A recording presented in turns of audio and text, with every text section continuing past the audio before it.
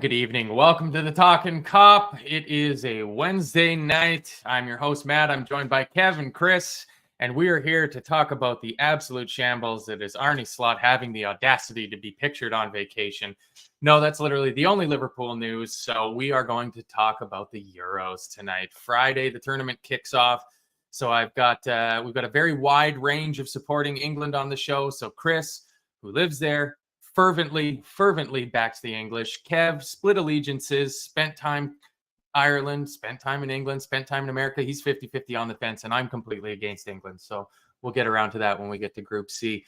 Chris, how are you tonight? Is it going to come home? Am I saying that right? I've no idea. Probably not. I think my England supporting fandom, I think you've got slightly out of whack. My view of England is always, they win, great. If they don't, I just shrug and move on. It doesn't bother me that much. I think when I was a lot younger, it doesn't really now.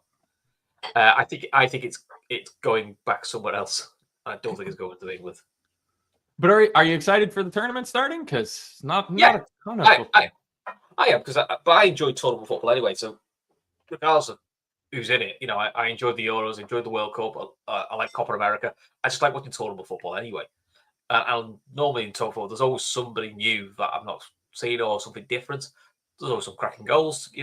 I love watching the games where I've got no skin in the game and just enjoy the footy. So I'm looking forward to this. I quite enjoy the Euros. It is football where I can switch off and not really care and just enjoy it. Yeah, that's a good attitude to take into it. I mean, the other side of it, Kev, is that there's a few players that have been linked by some fairly high up sources, particularly on this channel, with a potential move to Liverpool that we can get to have a look at during the Euros. Schlotterbeck in Group A with Germany, a fair number of Dutch players. When we get a few Hungarians. Yeah, look, it's 3 games a day for a week and a bit. So it's good. I mean, the only thing, I think the kickoff times are really good for us, and they're not too good for you. No. Well, in fairness, if you can get the radio commentary when you're doing your rounds and that, you're laughing. I think over here, it's a 2 p.m. kickoff, 5 p.m., and 8 p.m. kickoff. So there's plenty of football, plenty of games. There's nothing else on. There's no other distractions. It's not clashing with the Olympics. Like in previous years, it's clashed with Olympic Games as well. So you're sat there and you're like, what? You're fighting over the telly as to who can watch what. But this they got a free run with it. It should be a good tournament, in fairness. There's some... If France blow up, or if it doesn't happen for France, there's any number of teams can win this. It's not as if, when Spain were dominating, that they were just going to run riot and just keep the ball and no one was going to get a look in. Or Germany or whoever. This tournament you could get a surprise winner out of this. And usually you'll get 2 or 3 players out of nowhere going, wow, where did this kid come from? How much is he going for? I wonder who's going to get linked with him. No doubt about it, there's going to be players getting moves to the Premier League on the back of this tournament because it'll either confirm suspicions that clubs have about players or it'll alert clubs on potential gambles that they're willing to take. So all in all, looking forward to it. I've had a little break from the football now it feels like, too long, to be honest. So, yeah, I'm looking forward to getting back into it again. Yeah, I mean, we're coming up on almost a month since the Premier League season ended. So going through a bit of withdrawal, having to deal with a bunch of fairly boring and meaningless friendlies being played. I mean, there is also the Stanley Cup finals and the NBA finals on currently. The T20 World Cup is currently on, but none of that is really going to conflict with the Euros, like you said, Kev. So kind of the eyes of the world of football should be on Europe. And then next week when the Copa starts, it's going to be an absolute buffet because I imagine the times of them starting, you might have 1 or 2 games overlapping. The late Euro game and the early Copa game might overlap. But other than that, there'll be like 12, 15 hours of football on straight for a couple of days at least. So before we get into it, just give a little shout out because I know Brian O'Sullivan mentioned it in our Telegram chat that one of the great characters from all sports, the logo of the NBA, Jerry West, passed away today. So if you're in any way a fan of basketball or just sports in general, or I guess logos, that's kind of a sad loss. But if you have the chance to watch the docudrama Winning Time about the LA Lakers, the character of Jerry West on that show is one of my favorite characters on TV. Yeah. Apparently, he was just an absolute lunatic. I think the quote from the show is, he's the nicest person as long as you've never met him, sort of thing. So let's get into it. We're going to try to keep it to a tight little hour. We're going to do the first 3 groups tonight, 3 more groups tomorrow because the tournament, as I said, kicks off on Friday. So Group A, Chris, we got Germany, Scotland, Hungary, and Switzerland. Pretty clear favorite to come out of that group, you'd imagine, with the Germans. Yeah, you thought Scotland will just win it, won't they? That's what's going to happen. Sorry. No, you'd expect Germany to top the group. You know, I've seen Emre Can just been called up for them, hasn't he, because of an injury. But I think with the other 3, it's a bit more open season because me and Kev were talking about Switzerland are very old. Hungary's quite a young, exciting side. And Scotland, you know, I think I've got a chance of getting, you know, at least 3rd. And at the moment, the best placed 3rd sides also qualify. The killer for Scotland is I think their 2 main strikers have both missed out of the squad with injury. I think that's kind of what's hampered the Scots a little bit. But look, Scotland, you know, I think actually I think Scots get at least 3rd. I don't think they've got quite enough quality to get 2nd, but they might be 3rd might be enough for them to qualify for the knockout stages for the first time in the history. Which for Scotland, that is the next step for them is try to qualify regularly for tournaments and then try and get themselves in the knockout stages, and that's how you build it up. The Germans just do what the Germans do. No matter what state Germany are in, they always seem to be around the quarter or semi-final because that's just what Germany do. You know, but just very, very good. You know, and there's a few players. Look at that. You know, Kev's mate Schlosserback. We're gonna keep an eye on him. I mean, you know, I always quite enjoy watching the Germans play. Actually, you know, there's some exciting players on their side.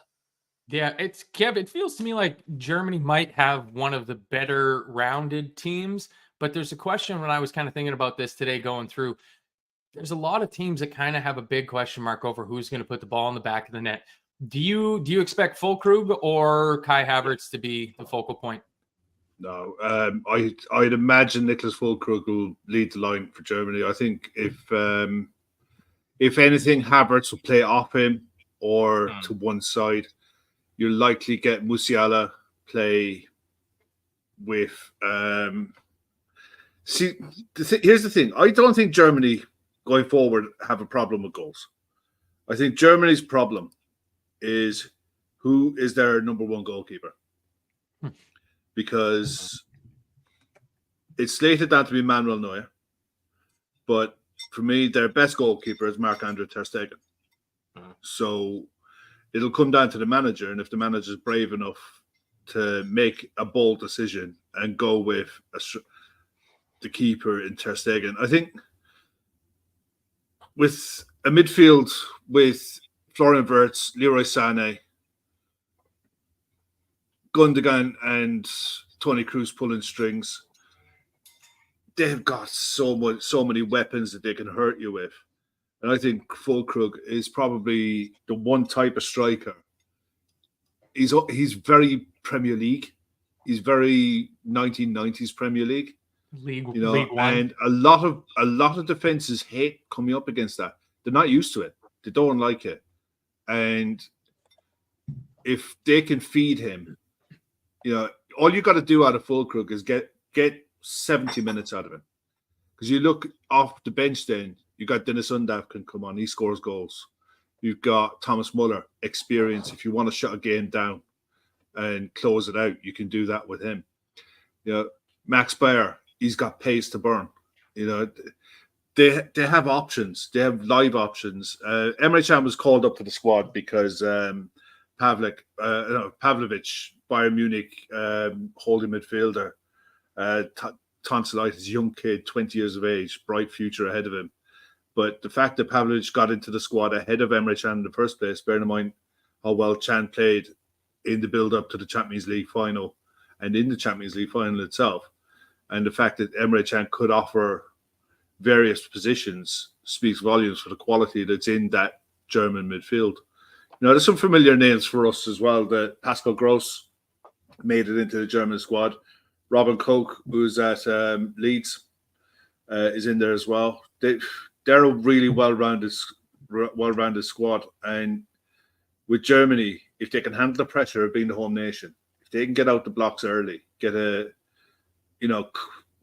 early win or two, get the country behind them, home nation, you never know. They could go a long, long way. They could be one of those sides that come to knockout stages. You don't want to play them, because they've got so many different ways that they can get at you. I think last time did they get to semi-finals when the World Cup was in Germany, or quarters? They got quite deep under Klinsmann, didn't they? And then the following tournament, that's when they really hit their strides.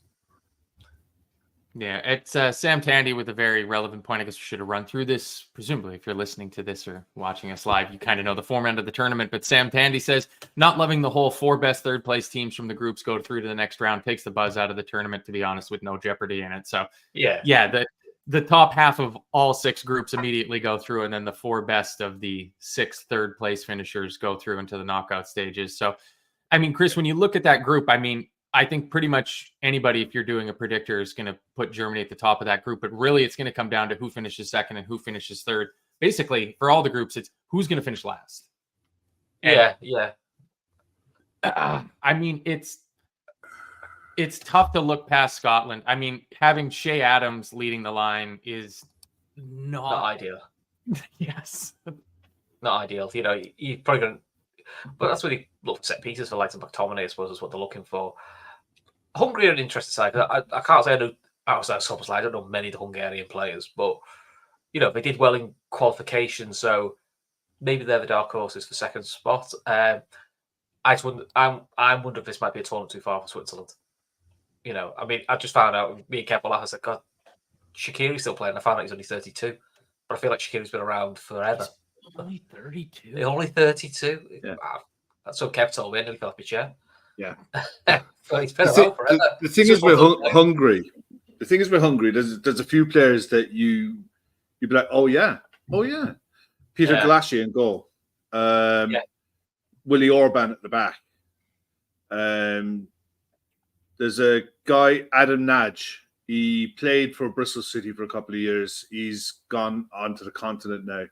Competent centre. Reminds me an awful lot of who was the kiddie that we got off Swansea, the centre mid that Brendan loved. What was his name? Joe Allen. Joe Allen. Yeah, very similar type of player. Very, get the ball in the middle of the park and just give it. Just get it and give it.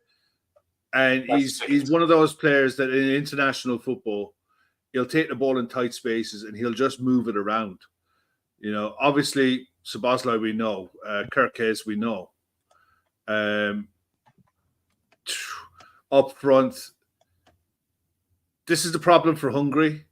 Italian coach, they'll be well set up. They were unlucky in the last tournament. I think the last Euros might have been the last Euros. The last World Cup. No, the last Euros they knocked France out. Or was that Switzerland? I can't remember now. But they were unlucky to go out late on in a tournament. I think in the group that they were in, with about 10 or 15 minutes to go in the last game, they were going through. And then it just conspired that they ended up not qualifying for the way the game panned out. I think Hungary's problem is going to be scoring goals.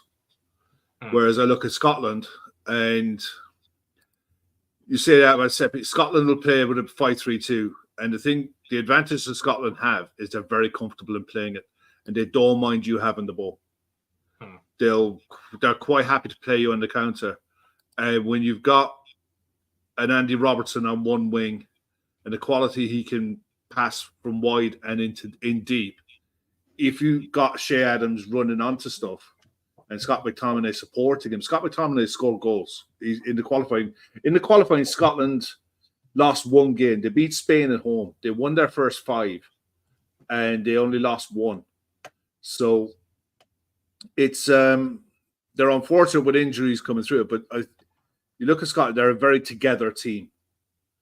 And the thing is, you don't have to win the group to get out of it. You just have to not get clattered by anyone and try to pick up points against at least one side. If you can get one win, Scotland can get one win out of this group and not get clapped by the other 2. Odds are they'll come out of the group in third. 3 points. I think any third place team that gets a win is going through. Yeah, is going through. So, I mean, I wouldn't be surprised. I hope Scotland get out of the group. I really do, because it'll be a monkey off their back You know, they've lived with this shadow over them that Scotland will qualify for tournaments. They'll go, they'll turn up, they'll have a good time, and then they'll go home after 3 games. You know, and we've seen some great Scottish sides that have gone with some fabulous players like Dalglish, Souness, Hansen, you know, Strachan, all these brilliant Scottish players that went to tournaments, and for whatever reason, it just didn't work for them. And I think, like what happened with the Republic of Ireland, I think today is the anniversary for us of our first major tournament win in 1988. Or 88 we qualified in Germany. We beat England, drew against the Dutch. So it's like, if you can get out of the group, anything can happen. And it's what happens in the next tournament after that. The confidence you gain from one can build onto the next one and the next one. If they can get out of the group at all, that'll be a bonus. That'll be a massive win. I just hope to God they're not going home in a week. Yeah. You always, I mean, it feels like a fan base that would really enjoy. They'd light up a tournament. They would light up a tournament. Yeah, have a nice extended stay. I mean, especially presumably they're playing in Munich. I would imagine that Germany's going to play most of their games in, or Berlin. Funny enough, Germany will be playing in Munich. I just had a look there to see who all of the host cities are, and just grab it back up there again there. Event guide overview. All right, you got Berlin, because there's some amazing stadiums. Berlin, Cologne, Munich, Frankfurt, Hamburg, Dortmund, Leipzig, Gelsenkirchen, Stuttgart, and Dusseldorf. Yeah, so they're all over. It's all over Germany, but every stadium is fabulous stadium, great atmospheres. So I genuinely hope Scotland can stay in it. Whether they will or not, I don't know. I think they need Scott McTominay to have a big tournament.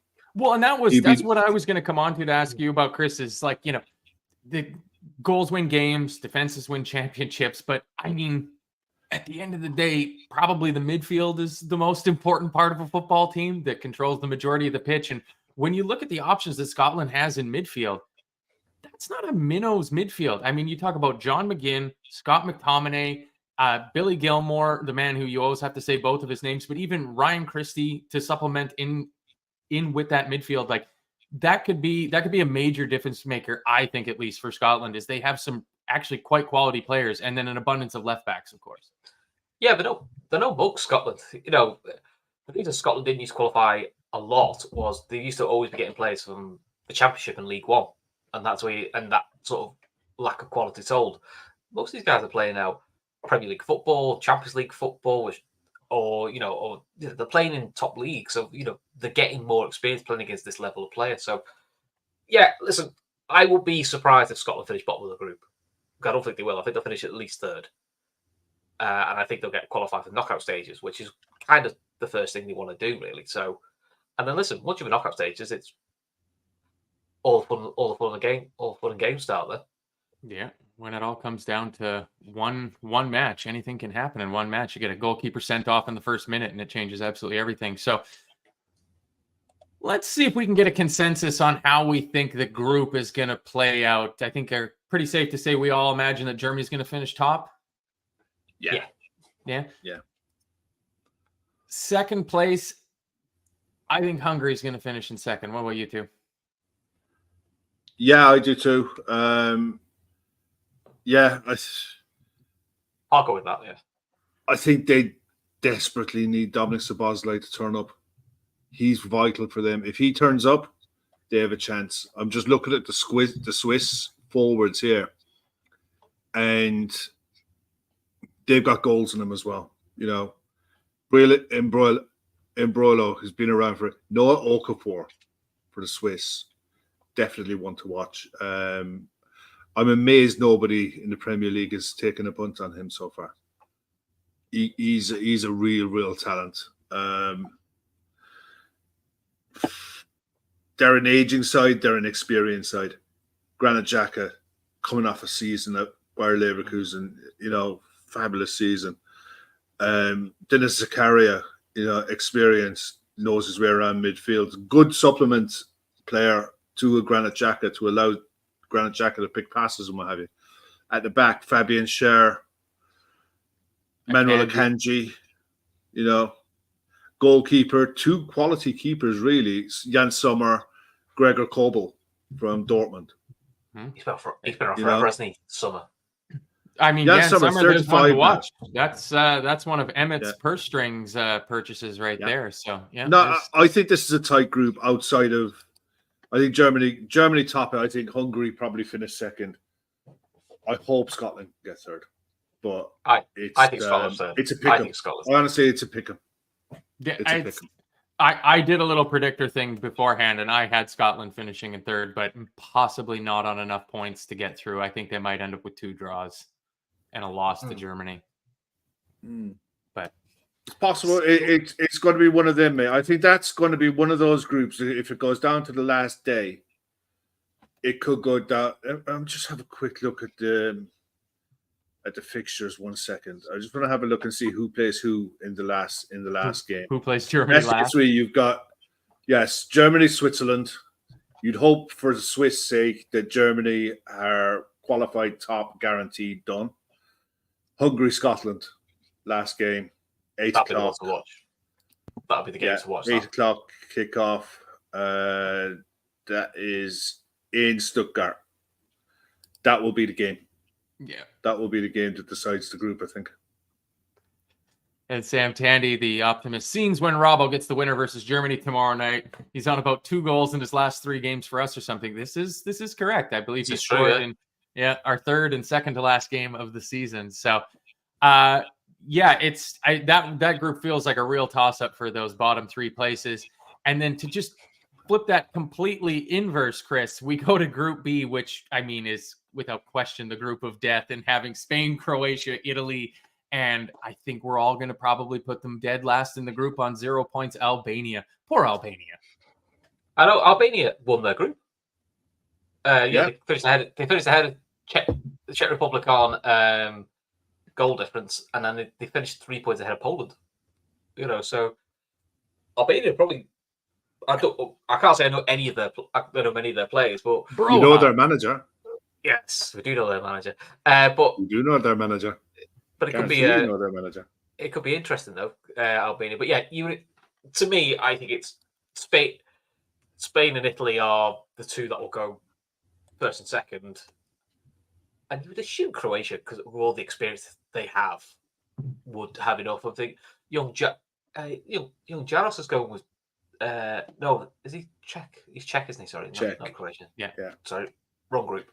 So, yeah, I mean, the Spain side just looks exciting. It does look like an exciting team when I've seen the Spain squad of what they've got. There's lots of young, exciting players there, and then Hosselu, who's had some career. Gone from Stoke to winning the Champions League with Real Madrid. It's not bad, though. And not only that, scoring 2 massive goals in a semi-final to get you to that final. Yeah. God, Jesus Navas is still in the Spain squad. Man. Is he really?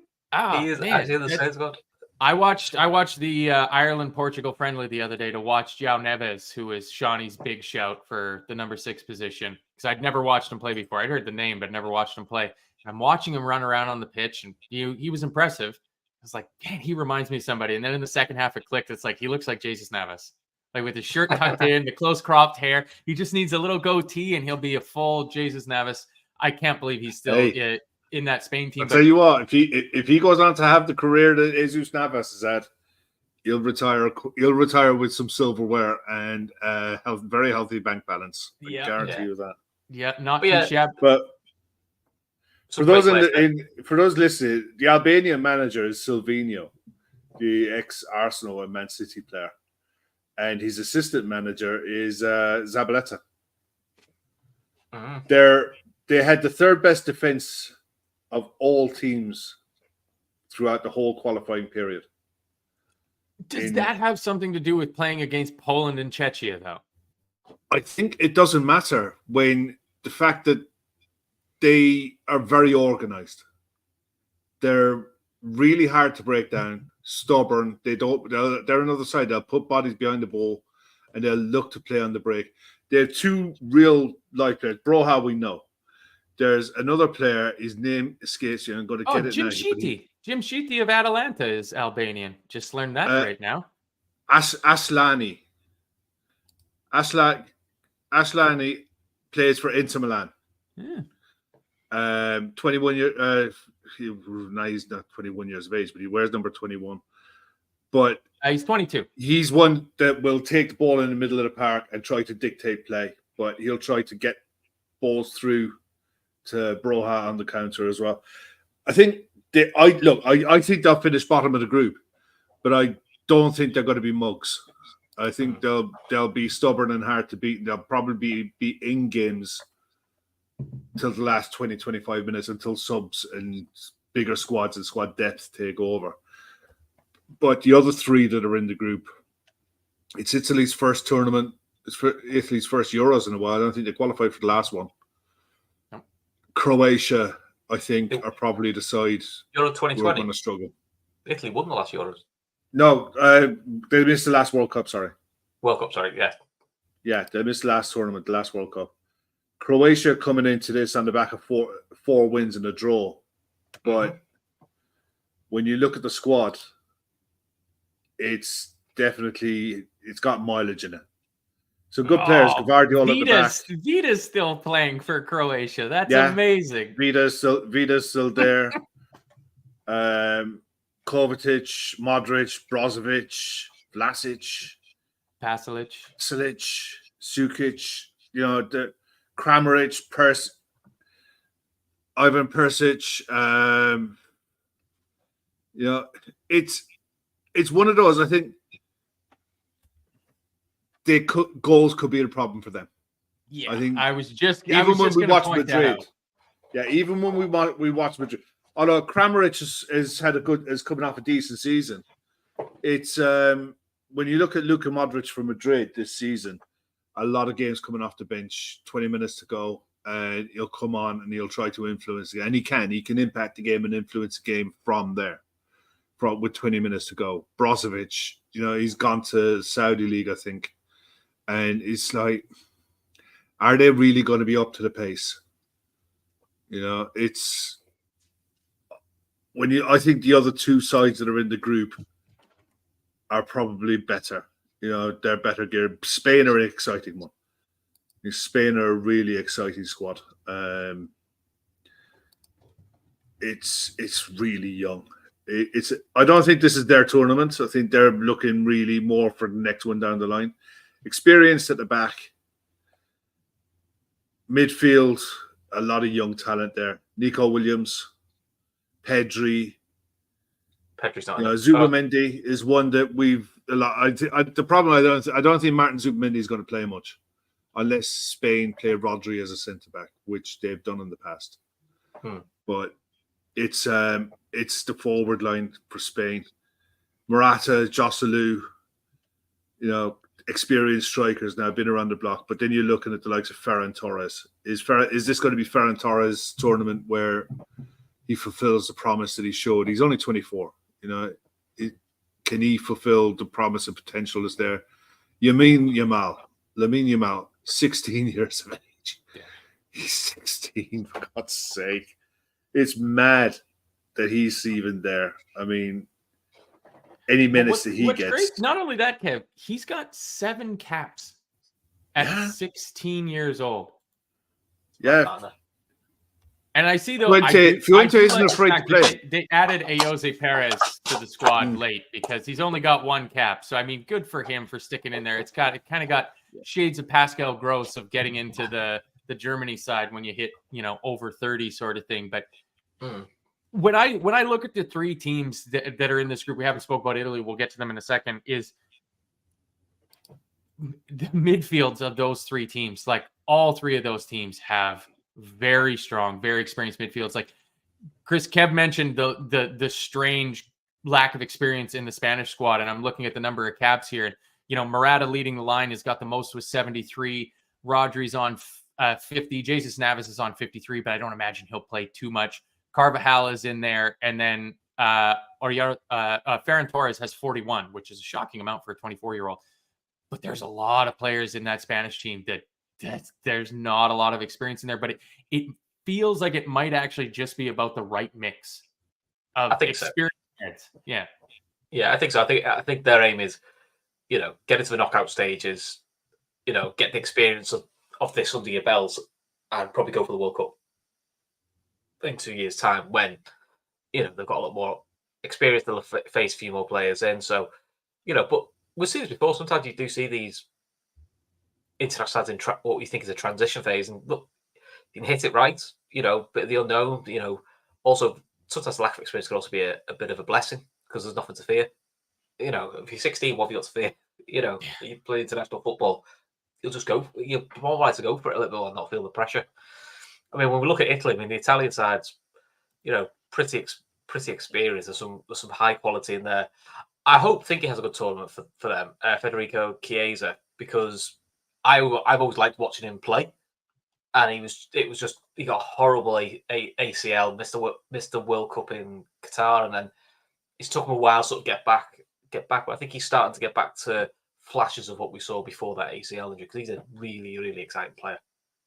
Yeah, I mean, getting on to the Italian squad, I mean, the question, it seems like I wasn't a football fan for the Roberto Baggio days. So to me, the question about Italy is always like, who's gonna be the guy that leads the line? You go through the Gilardino kind of era, and now, I mean, Kev, it looks like from what I was listening to today, it sounds like Scamacca's the man with the hot hand that might be tasked with leading the line. And if you're looking for a target man number 9, someone who plays between the width of the penalty box with wingers either side of him, Scamacca is your man. Mm-hmm. You got Rapsidori can drop in and play that like kind of false 9 role, that link-up player, if you want to go down that road. Chiesa can play either wing. El Shaarawy has been around the block. It's like El Shaarawy is 31 now. I'm shocked that he's still in the. But he's experienced. He knows his game inside out. I think Italy are really well placed here. They've got a serious midfield. That's really well balanced. That's got quality in it. It's got experience. It's got a manager who loves to attack. Santandy, the Spalletti, Italian manager, won Serie A with Napoli last year. They will be fun to watch. I don't agree with Oshin saying that Spain will top this group relatively easily. I think Italy could be anything. I think they could be anything. We don't know. And that's the thing with Italy. You look at them at the back, 2 brilliant fullbacks, and I think Di Lorenzo is like a proper attacking wing back. He'll bomb on one wing, and in the middle, then Bastoni, arguably one of the best centre backs. Easily in the top 5 centre backs in Europe at the minute. They've got quality. Barella, Jorginho, we've seen, especially in international football, a player like Jorginho, they're liquid gold. Someone who'll keep the ball and take pressure off of everyone else around them. They're going to be interested in Italy. They really are. If Scamacca can show the kind of form that he has this season and carry that into the European Championships, Italy could be one of those sides that get to the last 8, last 4. Very conceivably. The problem for Italy, I think, is 1 or 2 injuries, and you're looking at what's behind that. But then they're young enough. There's a lot of young early 20-year-olds, which is unusual. Italy was always Spain used to do this as well years ago, but Italy were always a case. They would never pick a player until he was 24, 25, 26. To play for the top side. Yeah, Luca Toni. Yeah, he was a savage. But I go back. My first World Cup that I ever watched was the '82 World Cup with Paolo Rossi. And it's like I remember Carlo Ancelotti, the player. Not Carlo Ancelotti, the manager. It's like Carlo Ancelotti, the player, was a player. You know what I mean? It's like Italy have a serious pedigree when it comes to this tournament as well. So wouldn't be looking past them, but they would be my top 2 to come out of this group. And it'll be a struggle to see if Croatia can do enough to get third, because it's conceivable that Albania could get a point off them. and that could really scupper Croatia. I can see Croatia getting third, but not enough to qualify for the knockout rounds. And see, I think because of my theory that if you pick up a win and finish third, you're going to go through, because it seems like there will be at least two groups where there's a couple of draws in the games, and there's going to be I think there's going to be two teams that finish with 2 draws and a loss that finish in third. And so I think if you get any win, so it's like Albania picking up any amount of points off of any of these teams could really put the cat amongst the pigeons when it comes to that on the bubble 5th place, 3rd place team, or 5th best 3rd place team. That's all quite. So I would also say that, I mean, everybody's been saying Croatia has to run out of legs at a certain point, but it feels like the balance of power amongst the former Yugoslavian state football FAs might be shifting ever so slightly. Like Croatia's golden generation might be kind of going by, something that might come up again when we get to Group E and talk about Belgium. I would also put Spain and Italy as the top 2 going through, and in that order. What about you, Bracky? Spain, Italy, Croatia, yeah, and then Albania finishing last. But I think only the top 2 qualified from that group. Oof, that's a big shout, because that's Croatia missing out on the knockout stages is probably not I've just got a sneak feeling it might be. I'm probably wrong. No, I like it. No. But I've got a feeling it might be one sort of. I'm like Kev. I think that might be the game where maybe Albania, Croatia's a draw, and I think that just kills it for the men. Yeah, that would be a huge upset and probably a massive moment in terms of Albanian football, because I can't imagine they've qualified for any other. No. Yeah, Euros. No. Yeah, I don't know if this is their first. I think this might be their first tournament. Yeah, but I think the biggest game. I mean, June 19th. Croatia against Albania, 2 p.m. kickoff. So it's match day 2 then? Yeah, it's match day 2. If it's hot, if it's one of those days in Central Europe that the temperature gets up to 30 degrees and the Albanians will run and run and run. You know, can Croatia pick them off? Croatia should have enough, but that'll be the game Albania will be targeting, and the next day, June 20th, Italy against Spain. That's one of the marquee matches of any. Can we do a watch along for that one? But it just be you and me going, "Oh, that's great." Oh, the rubbish commentary just does. I think there'll be a few. But what I'd suggest is for people, if they want watch-alongs, it'll most likely be for only the 8 p.m. games. But throw it into the Telegram group, guys. If you want watch-alongs done, put it in the Telegram group in the members chat and just add Gav to it, and we'll set it up if you want it. If you want it, we'll do it. If you don't, I mean, if you really want it, I can give you Gav's personal phone number, and you can just bombard his phone with calls. I'm sure that would get it. I'm sure that would absolutely get it over the line. Yeah. So we seem to have found a consensus for the first 2 groups. Let's move on to Group C. Chris, the hometown group. I mean, partially hometown because you're from Liverpool, so you're not entirely English. England, Serbia, Denmark, and I'm not from Liverpool either, but never mind. Well, you're there currently, so you get like a shroud of protection. You're all right. I mean, the big talking point is obviously going to be England. And I mean, I get the cat right out of the bag right now. I listened to the Guardian Football Weekly podcast, their preview for Group C, and the Trent Alexander-Arnold question was talked about for about 4 seconds, and it was just completely dismissed. But I think he's going to start in midfield. Chris, what about you? That seems to be all the briefings that's going out to the Henry Winters of the world, and that is they're going to start with Rice and Trent, and then see where they go. They do feel a bit. My also concern is probably the wrong word. Look at the England side. I think me and Kev saying off there, you've got to play to the strength. The strength of England is take some goals. I know we didn't show against Iceland, but that's what they've got, and try and hide the deficiency of the centre back, which is whichever part you give next to John Stones, you could have a question mark over, whether it's experience, whether it's you think they're good enough. I'm amazed they didn't take Branthwaite. I'd rather they went down to Spain and went, do you know what? We're not sure if we're going to win it. We're not sure if we are. Do you know what? I'd rather give Branthwaite the experience than Dunk, politely, That's what I would have done. You know, not taking a left-footed fullback is a bit mad. You know, if They you got don't, Luke Shaw. yeah, he's not going to play. I don't think he'll be fit for the first game. He may be fit for the second game, but if you're going to take him, take a backup who is left-footed. You know, imagine what Ben. You know, shows what you think of Ben Chilwell. Chilwell? That's what I mean, Chilwell. But there must be more than 2 left-footed Englishmen. You know, Tariq Mitchell at Crystal Palace should have gone. Yeah, that's what I mean. That's what you should do. Is he left-footed? I thought he played on the right. Yes. Yeah, that's what they should have done. But look, they haven't. You know, which is good. I mean, look, Joe Gogan's got his opportunity because he's so multifunctional. It helps. So I would expect England to qualify.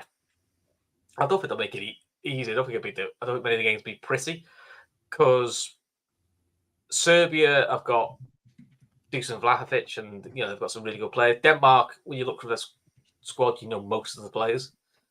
So I would expect England to go through the top 2, but I just don't know what to expect. You know, there could be the England we've seen where they qualify comfortably, and if it's fine, or it could be the England sort of against Iceland where it looks a bit unsure. I can't quite work out this midfield balance because Bellingham's played a lot for Real Madrid as a false 9 than a midfielder. So are we going to put him are we going to go 4-3-3 and play that, or are we going to go 4-2-3 and play Bellingham as a 10? I'm assuming that's what we're going to do. You know, the number 9 is going to be Kane. I would assume Foden and Saka over 2 wide then. But beyond that, it's a little bit of a flip of a coin. And look, as much as we don't like tiny arms, if he's injured, if he ever gets an offer for England, the 2 backup lads haven't got that much experience at international level. Ramsdale's barely played all season, and I'm not massively impressed with him anyway as a goalkeeper. Yeah, I mean, Kev, I think this group, I mean, it should be England's to win. I mean, you were sharing with us the betting odds beforehand, and England are top favorites, I believe, with the bookies, right? 7-2. England are favorites to win the tournament. Yeah, so they should win their group, which does surprise me.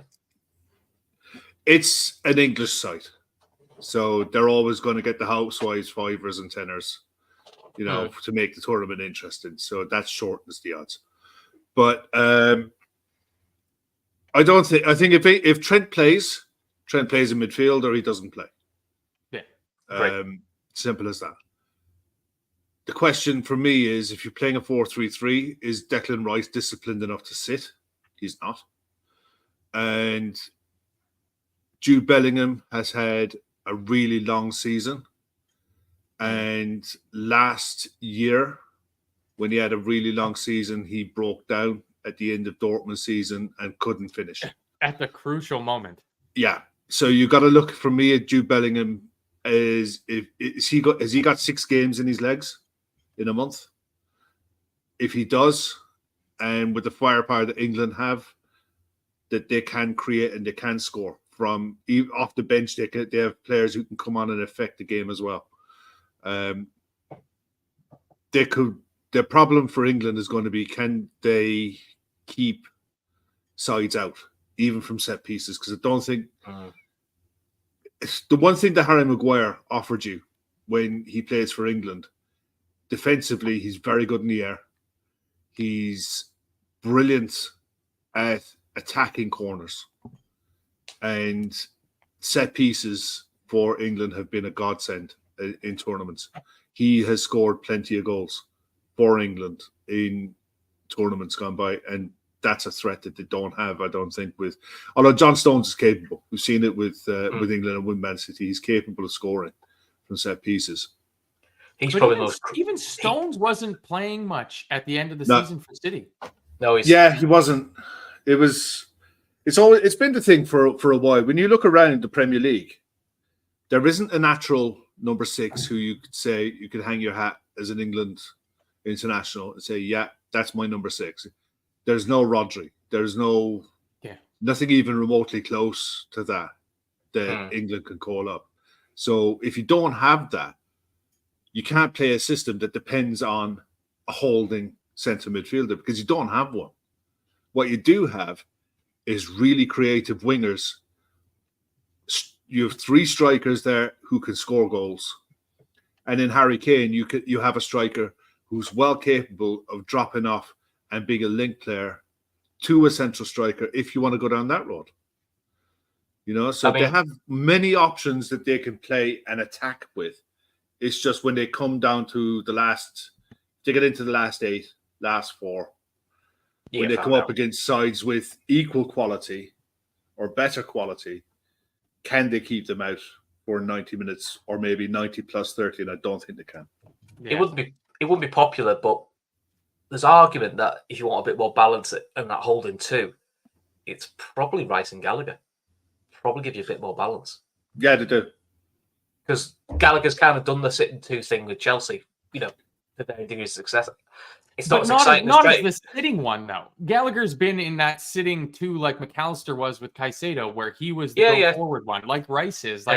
But I mean, it comes to this question. I'll put it to you, Chris, that Ashley asked, how many games does the proposed England backline have together? Not that question. Do we even know who the backline is? I would guess Walker, Gahey, Stones, Trippier. Now, here's the counter question I'll put to that. If you're going to play Kieran Trippier as your left back, and he's right-footed, and his offensive contributions, as much overblown as those actually are, because he's really not that good going forward with the ball anymore, Kieran Trippier, would England not be better served playing Joe Gomez at left back? It won't, because they certainly won't. But it'll be a hierarchy. What they need to do is make sure they've got. Probably that's where you need to make sure maybe someone like a real pace. Maybe this is where, to give yourself balance, Anthony Gordon on the left makes a bit more sense because he's a natural outlet on the left, and he's a touchline hugger. And he does actually have some defensive.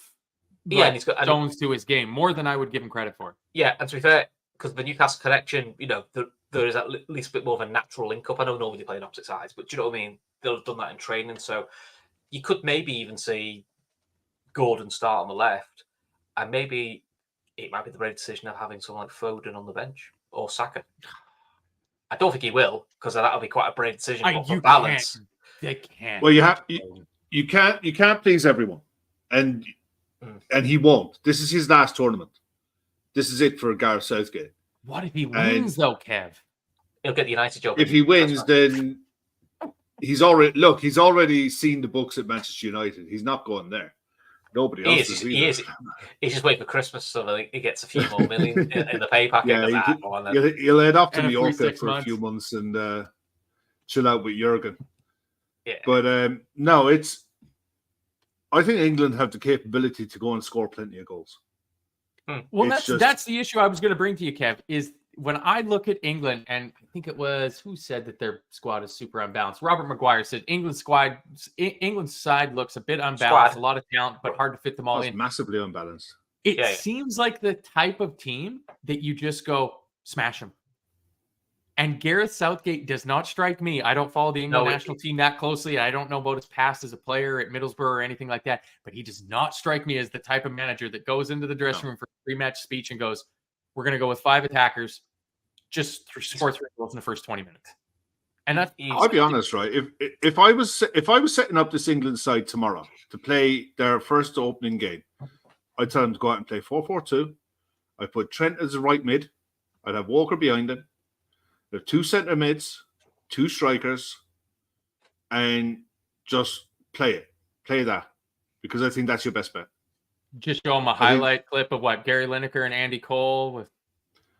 No, I'd literally just turn around and show him Feyenoord. I'd show him what Arne Slot does, because Arne Slot off the ball plays 4-4-2. On the ball, he plays 4-2-3-1, 4-3-3, whatever variation or whatever alphabet number you want to put on it. But off the ball, it's 4-4-2.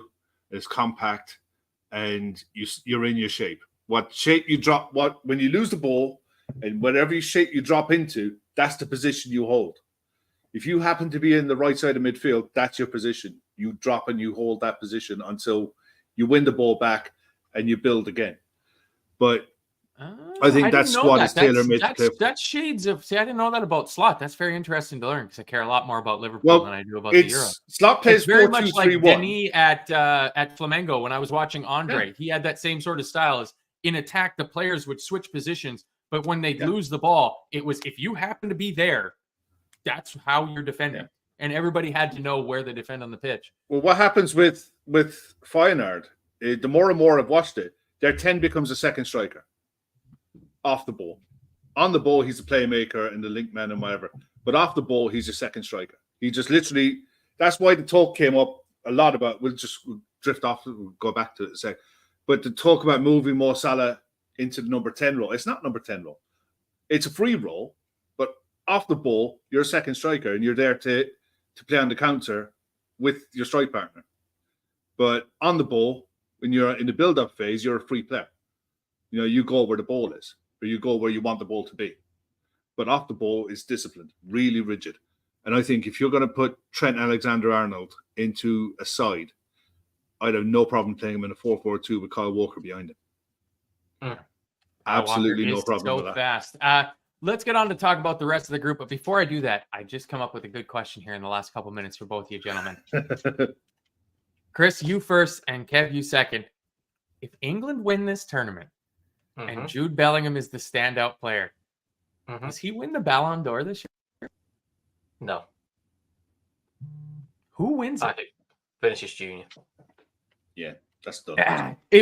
So let's say Brazil get knocked out in the semifinals of the Copa, and England, powered by Jude Bellingham specifically. I still think Vinicius Jr. wins it. Really? Nope. Yeah. I think Bellingham wins it.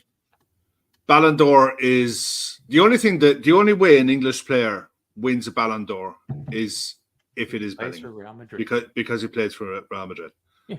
But I think Vinicius Jr. is Real Madrid's golden boy, golden goose until Mbappe plays, and when Mbappe plays, that Ballon you mean in a couple of weeks? Yeah, that Ballon d'Or is locked up for the next few years. So for Vinicius Jr., he's got this one chance, and that's it. I think Michael Owen's still the last Englishman to win the Ballon d'Or in 2001. Yeah. It's very rare. Wasn't even the Ballon d'Or, was it? Yeah. It was, yeah. Oh, yeah, it was. Wasn't it called something different? No, it's Ballon d'Or. It just doesn't have the hype around it like it does now. Yeah. Speaking of lacking the hype around it, let's get on to the other three teams in Group C, which is Slovenia, Serbia, and Denmark. Kev, I would say the pick out of those three has to be Serbia, doesn't it? Because they look like they got goals.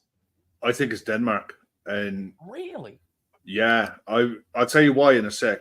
If you give me 1 second. And let's say go now. Just don't hold back. Yeah, Mike Page just died. Typical. I mean, let me just get back. As soon as I get back into this, I'll be able to get. Yeah. I'll give you the attack while you wait. So the forwards are Damsgaard, Dolberg, Højlund, Olsen, Poulsen, and Jonas Wind from Wolfsburg. We got some.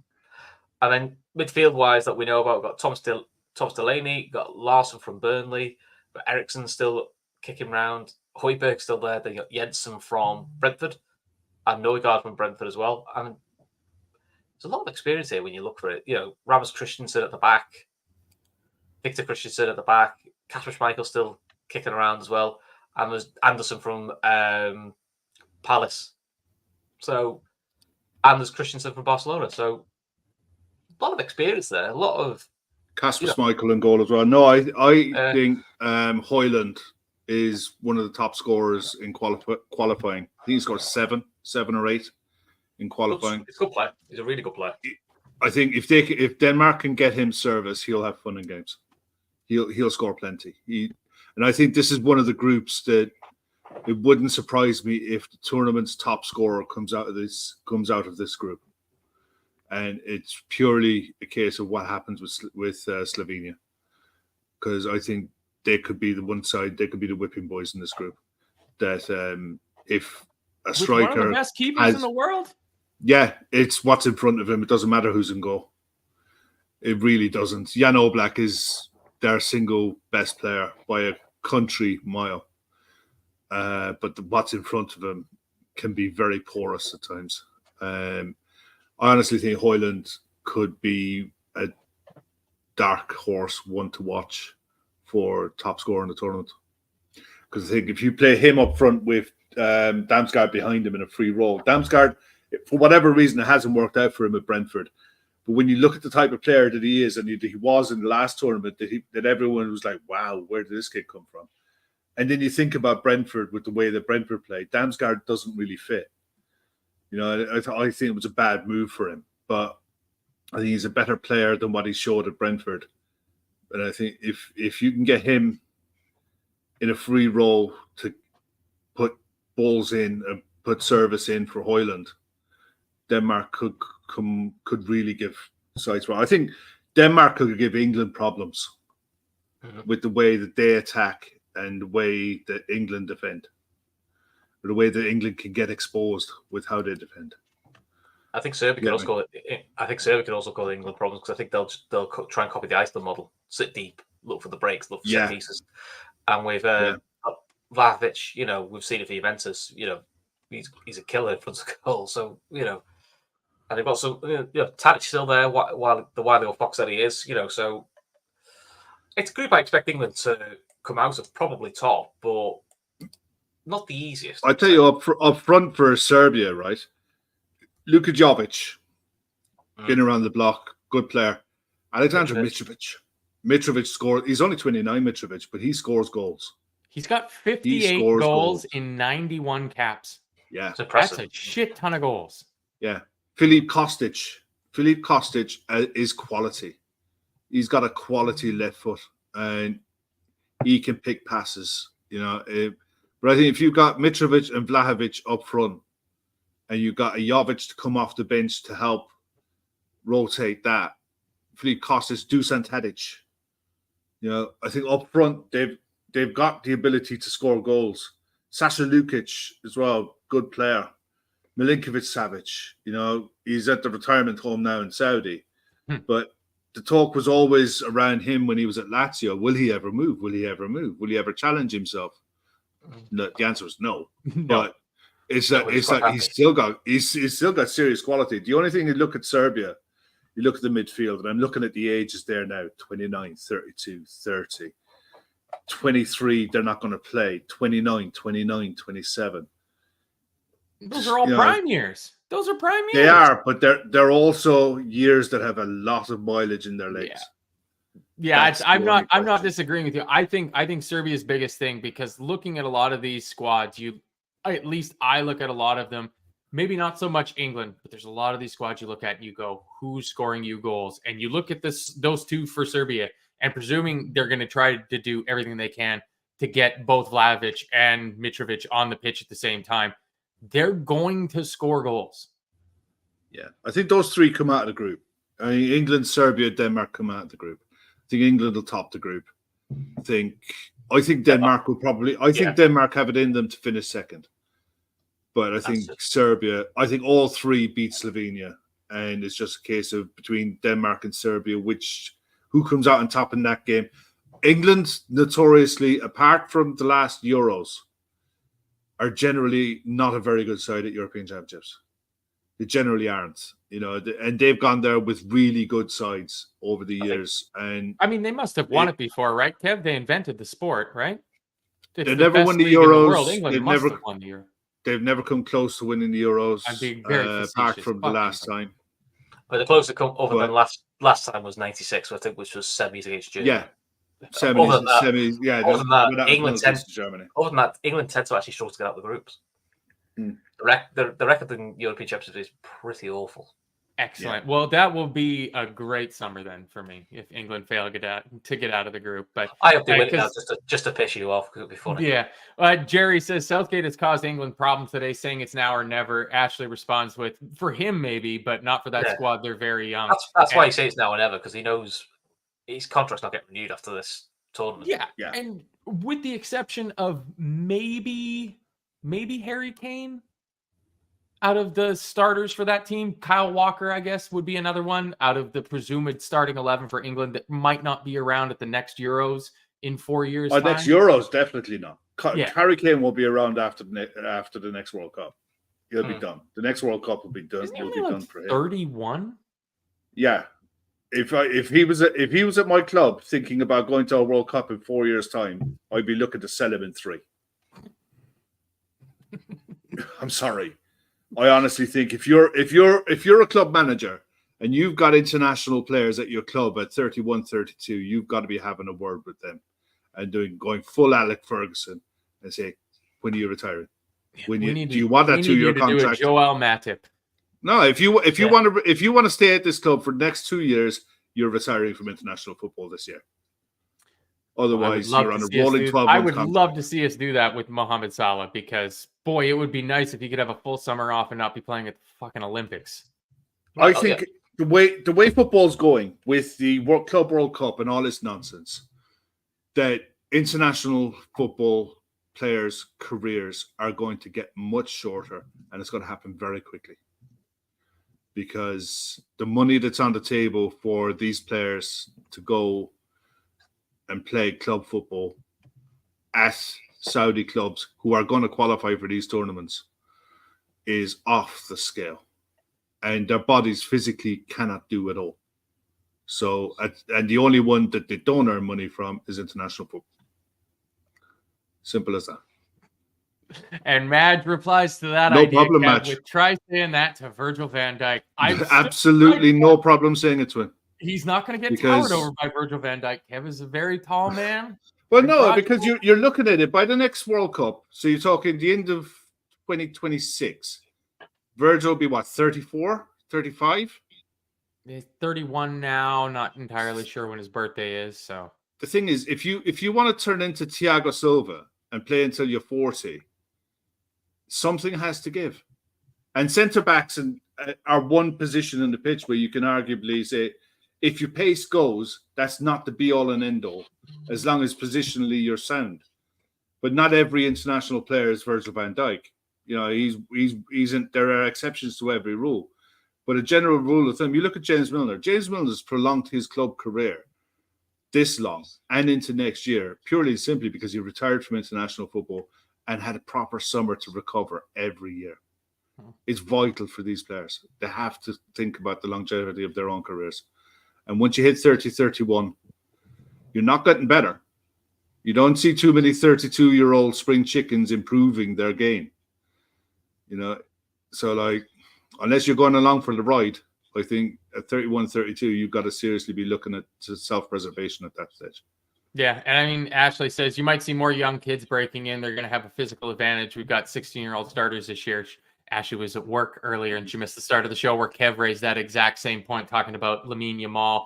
But I mean, the flip side to that, and we will get to him tomorrow. Archie Doolin mentions, or no, Robert McGuire mentions the fact that Pepe, or as I like to call him, Pipi, is still playing for Portugal, and it's absolutely outrageous.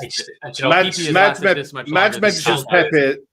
Madge mentions Pepe as well, and the thing is with Pepe, he's one of the things, and it's about hiding your deficiencies.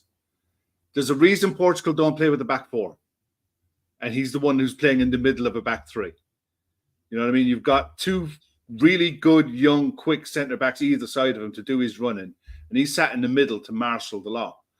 And when you've got players like Ronaldo and Diogo Jota and Rafael Leao up front, you're allowed to play three centre backs with one of them being in the middle that can marshal everything.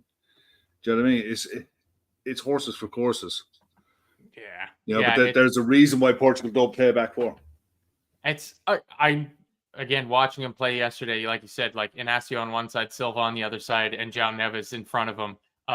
There's some youth and legs surrounding Pepe in there, but it's just I hope he plays forever. Like it's the same feeling I have about Domagoj Vida playing for Croatia. Like I don't know if he's still a starter for the Croatian team, but I want to see that ponytail back out at every World Cup. He's got shaved head now. What? Okay, well then Vida is on the bench. If he doesn't have a ponytail, he's useless to me. Yeah, he looked like a bad guy in one of the Die Hard movies with that ponytail, and I loved him for it. But now he's absolutely dead to me. But I think we've done all right. Did we go through who we think would finish? Oh no, we didn't do the standings. Are we all consensus that England should get out of their group, top of the group, Chris? Yeah, I think so. Yeah, I think me and Kev said Denmark second. Yeah. Okay. I was going to go towards Serbia, but this is how democracy works. So. No, I think second and third is up for grabs in that group. England should top the group. Yeah. You know. Yeah, and then Slovenia. Really, the big thing for Slovenia is Did Sheshko actually commit to not leaving? As far as I know, yeah, that was Yeah. the Ben Sesko. Apparently, he's staying at Leipzig for another year. Okay, I wasn't sure if that was nailed on, ironed on, that he was doing, or if it was just internet rumors. It's probably not a bad thing for him, because you never know what options could open up next summer.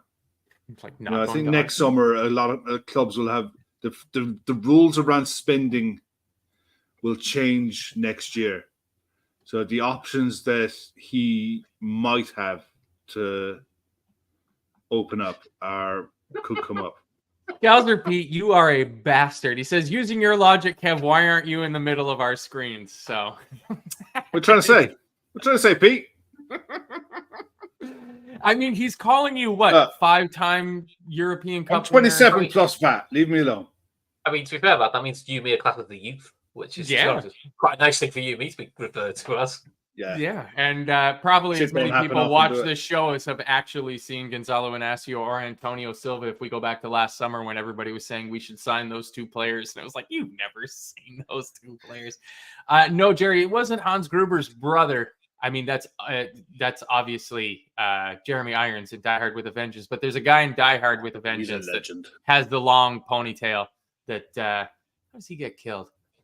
Piece of steel through the chest or something like that, maybe. He might get sliced in half. I think he gets sliced in half on the boat. Isn't he the one that they fight in the stairs and he snaps his neck falling down the stairs?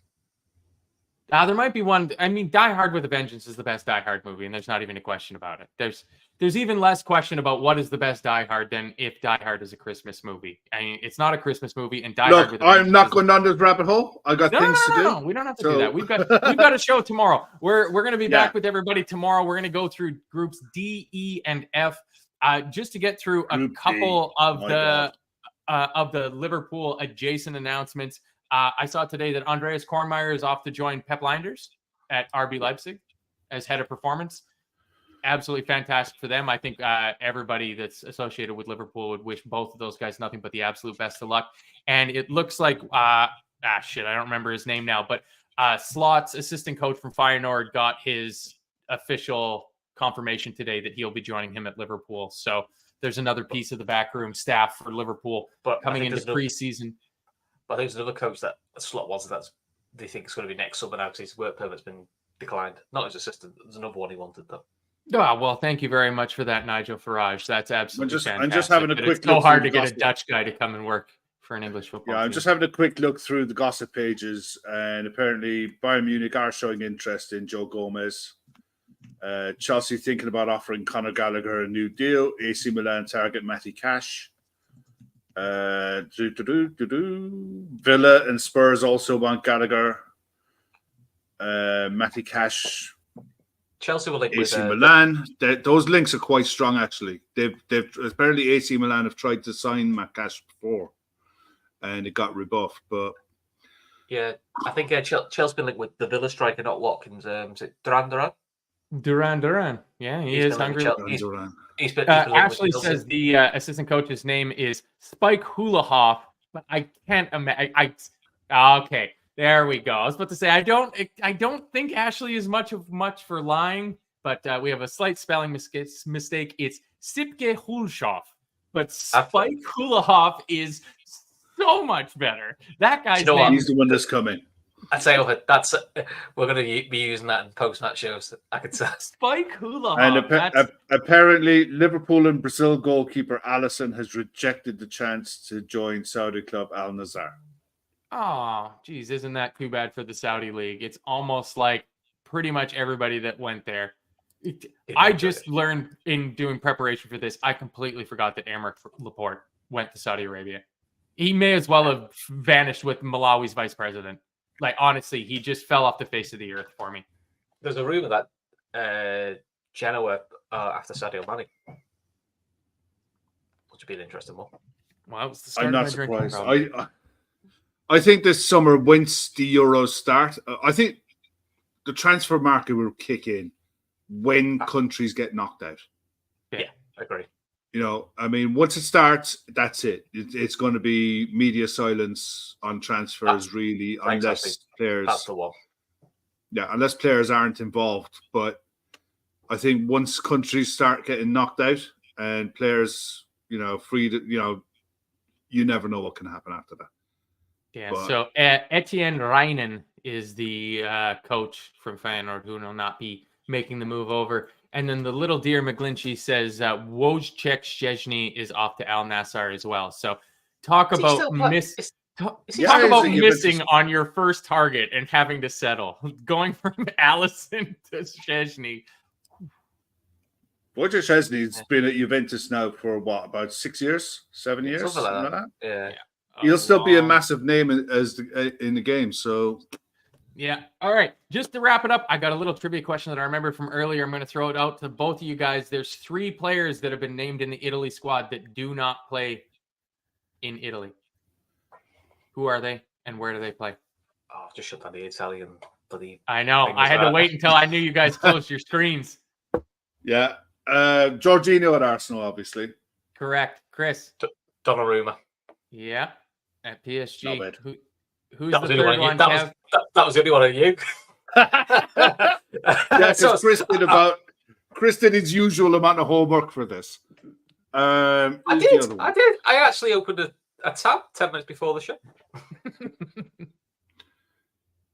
I'm trying to think. Is there one playing in Turkey? El Shaarawy. No, El Shaarawy is Italian. He's playing. I think he's playing for Roma or something like that. Oh, okay. They play in England, Kev.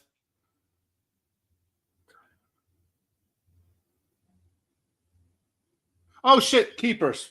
The Spurs keeper. Correct, Amundo. Yeah, Gianluigi Vicario. Vicario, yeah. Italian. Yeah, it would have been 4, but the Spurs left wing back pulled out through injury. Yeah, and Tom Boland says the West Ham lad, but of course he didn't. And that was the other question of how did Gianluca Scamacca miss the opportunity to take Mikel Antonio's spot and lead the line for West Ham? Because he seems like he should have been absolutely perfect. That year Mikel Antonio wasn't doing podcasts, so he was concentrating in his football. he wasn't writing the proverbial checks that his ass could not, in fact, cash. But I saw the podcast with Antonio on. I think it was last year, and he said what happened with. They asked him what happened with Scamacca. I'm thinking, wait for this, he's going to slag him off, and he was just singing his praises. This goes, his ability, his technique, everybody said it was brilliant. He said it just didn't seem to happen for West Ham, but he was like, he said, "Were you fearful for your place?" And he went, "Yeah." He said the way he could trap and control the balls there was ridiculous. He said, "I said he'll be good somewhere else." He said, "I said he was surprised it didn't work out." He was actually unusually quite complimentary about it. I've always said this with Italian players: it's not many who make it when they come to the Premier League, but the ones that do tend to end up being very, very good. I mean, we've seen some really good Italian players that just, for whatever reason, haven't worked out and ended up going back to Italy. But look, tomorrow night we're going to go through the group of death, the real group of death, which is Group D, and ENF. I think arguably the top scorer in the tournament will come out of one of those groups as well. Yeah. So that's enough to fill one night. This is why we had to break it into 2 shows, because to try to get through all 6 groups, it would have been an absolute marathon of a show. So thank you everybody that's here tonight for joining us tonight. I mean, this is a member show live, so if you're watching live on YouTube as a member and you haven't hit the like button yet, I honestly don't know what the hell is wrong with you. So I fully expect to have 100% likes across the board from everybody. If you're listening on a podcast download, presumably tomorrow Gab gets this out for everybody to listen to. Give it a 5-star review. Consider becoming a member. It's €3.99 a month to get involved in the chat, and that is absolutely the best place to take the show in from, is live from the chat, because we have a lovely, lovely little group of chat. But I believe all 3 of us will be back with you tomorrow. There's a possibility Ashley may join us. There's a possibility I may still be at work at this hour because I have a horror day presumably ahead of me tomorrow. But either which way, we'll go through groups D, E, and F tomorrow. But before anybody else gets out of here, please, if you can help us with our 2024 charity fundraiser, which is fans supporting food banks in Liverpool, the Lighthouse Cafe in Dublin. Also, Phil Casey of this parish, who does the Monday night show, is raising money for the Laura Lynn Hospice. We're trying to raise $5,000 for each of these 3 charities. You'll always find the link for our charity partner in the description, whether it's on YouTube, whether it's on your podcasting app, or whether you're just on the Talkin Kop social media channels. You'll always find that there because that's the most important thing that we do on this channel. So please help us keep that ticking along. If anybody wants to come in at the last minute and help Gav get the final few holes sponsored for the golf day, which is coming up in like a week or two, something like that. The Talkin Kop Golf Day Mark III is coming around real quick. So if you can help out Gav with that, talkinkop1@gmail.com. But yeah. Can I just add one thing about the Kev, fans? You can't add anything. Of course you Well, I'm adding this, right? No, look, fan supports because there's no football now.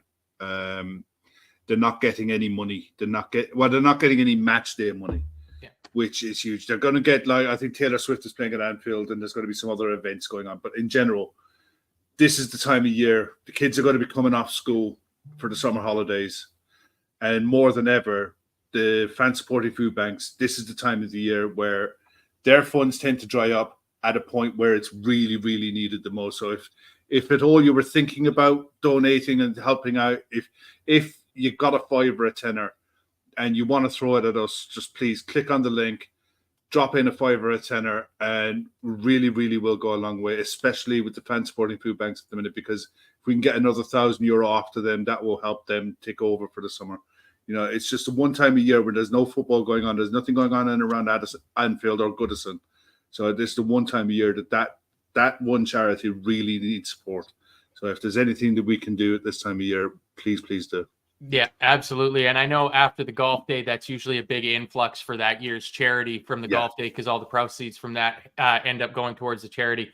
That once we click over that €4,000 mark, Gav will take that other €1,000 for each of the charity and get that sent off to them. So if we can get that done during the barren summer months when there's no match day fans at the two stadiums in Liverpool, that would be lovely for them. And also the Lighthouse Cafe.